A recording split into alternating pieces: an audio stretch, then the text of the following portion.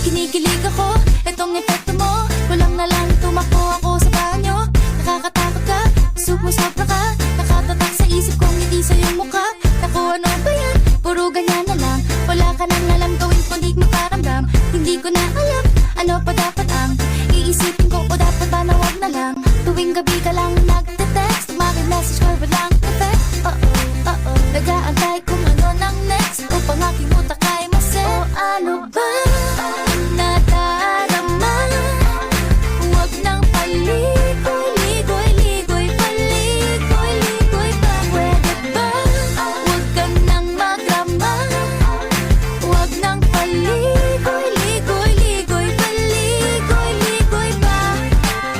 Kwento-kwento ka tungkol sa bagay-bagay. Pag-usapan namin natin tayo medyo bagay. Ngunit mabagal ka, di mo maisipin sa bagay. Kunting tiis na lang, malapit na akong magbabay. Ano ka ba?